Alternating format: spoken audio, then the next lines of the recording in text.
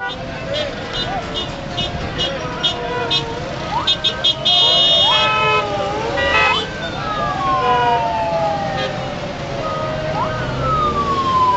सियालकोट वज़ीराबाद की आवाम आ रही है और गुजरात की भी।